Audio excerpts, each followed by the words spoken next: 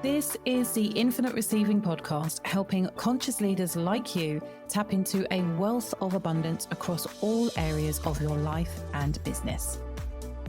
My name is Susie Ashworth. I am a single mom of 3 and author of the Sunday Times best-selling book, Infinite Receiving: Crack the Code to Conscious Wealth Creation and Finally Manifest Your Dream Life.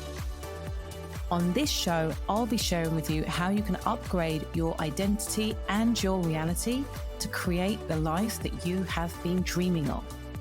Because you are ready to be an infinite receiver. Hello, you gorgeous human being. It is Susie Ashworth here, and you are listening to the Infinite Receiving Podcast. And I have got a juicy one for you today. I want to talk about the comfort zone, and not just your comfort zone, but the invisible grip that your comfort zone has on you, and the different ways in which we get stuck and frequently stay stuck. And I suppose what I want this podcast to be for you is just a little call out. It's a little shout out, because I think what is interesting about that sense of stuckness that comes up frequently in our lives and our businesses is that it can creep up on you. You don't even realize that you feel stuck until 6 months down the line or a year down the line. And then it's like, why does my life feel exactly the same as what it did a year ago? Nobody should feel like that. I don't feel that we should be feeling like this quarter was the same as last quarter. Everything should feel different. And in an ideal world, expanded. We should be growing each quarter so that by the time we get to the end of a year, we're like, wow, who'd have thought that that was possible? Most people can't have that conversation because they're not operating in their lives like that. And the first reason is because familiarity feels safer than fulfillment. I'm going to say that again because it's a really important one. Familiarity feels safer than fulfillment. In order for you as an individual to feel fulfilled, there has to be some friction. There has to be some type of challenge. Otherwise, it just feels too easy. Now, don't get me twisted when I say this, because I'm not saying that unless you are working really hard or it feels really challenging, then you are not going to get any satisfaction. I am not saying that. But when we operate from within our comfort zone all day, every day, it's safe. There's no risk involved. It's not a challenge. You just know what it is that you are supposed to be doing. You know it so well. You can do it on autopilot. And instead of having to redirect your brain into a space where you have to think, you just let the body run with it. It's that same energy of driving your car to work every day and every once in a while being like, how the heck did I get there? You didn't need to think about it. You are completely running on autopilot. And I think it's a sad thing that there are many, many, many, many individuals who are living their life just like that. And it isn't your fault. It's just the way that we as human beings are wired. Our nervous system likes to know what is happening next. So we operate in the field of repeating patterns. The problem with the field of repeating patterns is that repeating patterns lead to repeated results, and that's boring. There's a part of us that wants to anticipate, if I put 5 in, I'm going to get 10 out. And that's good, don't get me wrong. But when you can guarantee that every single time, there's no excitement. And there is a ever increasingly reduced amount of satisfaction. And this is because our bodies are wired for survival versus success. And what I mean by that is that the body feels most comfortable when it knows what is happening next. It feels most at ease. It is the most easy space for anybody to be in, that space of familiarity, that space of autopilot, even when it's painful, even when it's not serving you. I get up, I go and drink a liter of vodka because that is what I am familiar with. That is what we do here. And even though I might be living in squalor, even though I know that this is absolutely terrible for my health, this is what I know. So if you're in that space of it feels scary to think about what life might look like if I wasn't doing this job, if I was willing to step out of the 9 to 5, even if that feels scary, if you have that sense of stuckness, you've got to go there. You've got to have that inquiry.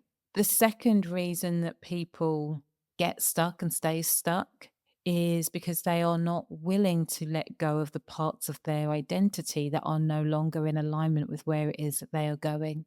You're attached to the identity of the dependable one or the fixer or the person who always achieves.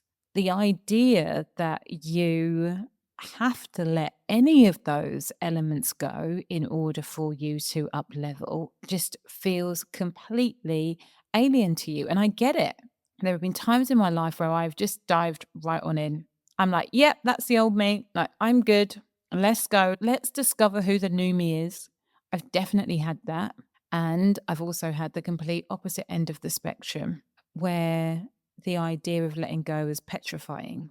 And so I stayed in relationships, in jobs, in friendships, way longer than what I ever should have done because my identity was completely entwined with the business.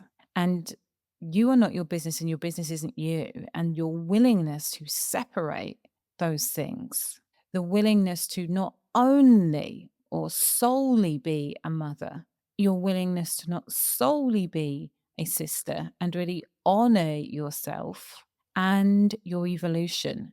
This is gold. If you haven't got what it is that you desire, ask yourself, what is it that I have been saying to myself? What are the types of things that I have been saying, thinking, or feeling about myself?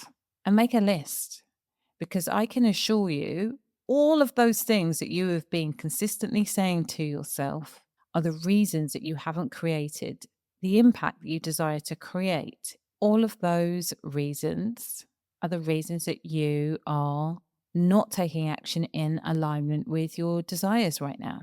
Your identity is something that you get to choose and evolve over time. And whenever you are going or willing to look at going and doing something that you have never done before, you immediately have to upgrade your identity. And I use the word upgrade very, very deliberately because what I'm talking about is increasing your scope of consciousness, increasing your awareness. And that's an upgrade. If you are unable to do that, that is absolutely a fundamental reason as to why you would be stagnating right now.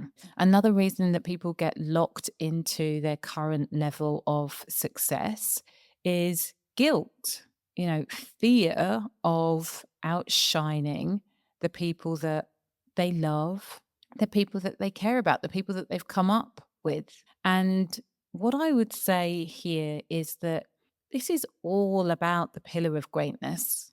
This is the first pillar that I talk about in my book. Being willing and able to see yourself in your greatness, and then being willing to see others in their greatness and speak to them from that place.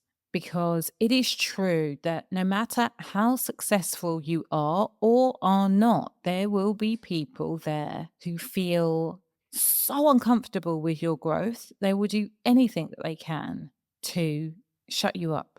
And if you are able to meet somebody eyeball to eyeball as they are clutching at straws, trying to embarrass you or make you feel uncomfortable, if you are able to take all of that with a pinch of salt and speak to that person, the person who's trying to shame you, the person who's jealous of you, the person who's thinking, how on earth is she doing that? If you're able to take everything they've said with a pinch of salt because you know that it isn't about you, you know categorically that their objections and their disdain, their dislike has nothing to do with you and everything to do with them. That's freedom.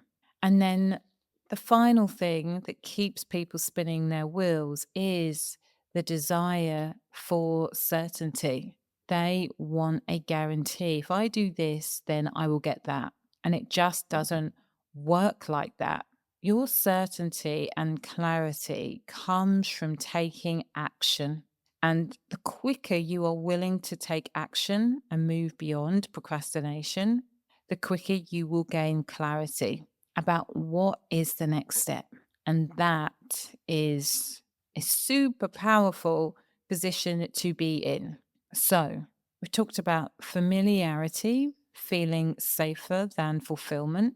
Talked about being attached to your existing identity in a way that doesn't serve you. We talked about success, guilt, and the fear of outshining people and your willingness to view them and yourself from a place of power, from a place of greatness. And finally, we've talked about certainty and how clarity comes from taking action and how you can be certain about that. So, what do we do with all of this information? How do we get unstuck? I'm going to share with you 3 of my favorite steps. The first is to get radically honest about what is no longer aligned. Sounds easy to say, it's much harder to implement because of FOMO, not because my content is the best in the whole entire world, although I will happily claim that if you want to give me the crown. But that isn't what we're talking about here. We're talking about the fact that sometimes when you go to a place, you just get a feeling that it is not the place. You get a feeling they're not going to treat you like a queen. And you get to honor that because why on earth would you tolerate somebody in your company that is full of fear and does things the way that they've always done them and that way isn't aligned? So you got to look at what is it that you have been tolerating up until now and what are you willing to let go of? Step number 2 is to decide that you are becoming her before you've ever met her. And this is because as the seller, your identity magnetizes action takers. It magnetizes people wanting to do things, feel things, say things, have things. You are that woman. This is such a powerful journaling question. And that question is, if I fully trusted myself, what would I do next? This happens at the end of your containers, sometimes in the middle, but hopefully not. So, her is somebody who directs and leads action. It's somebody who is happy and willing to run with the micro actions so that you don't have to go full throttle 2 feet in. And then the third piece of the puzzle is to create certain safety around the unknown. How do you do that? I hear you asking me. How do I create certainty if I don't even know what's happening tomorrow? And this is the point. The saboteur is the archetype that wants to know 50 steps in advance, but all you need are tools to support your nervous system. And you can get that within my peer mastermind group for free. There's also breath work, somatic grounding, and mentorship that is taking place this weekend. And of course, you get to connect with Dirish's community. And then finally, safety. And I suppose what I want to say is that safety isn't in absence of risk. Like risk often comes up. But what is also true is that whilst you can have one person who's in tears, you can have the person sat next to her having an orgasm. And it is the presence of support that really is the game changer. So, without any further ado, I want to say thank you so much for listening to me. I deeply appreciate it. And in the meantime, faith plus action equals miracles. Thank you for listening to Infinite Receiving with me, Susie Ashworth. I'd love to share with you my Infinite Receiving activation audio. Go to susieashworth.com/activate infinite receiving.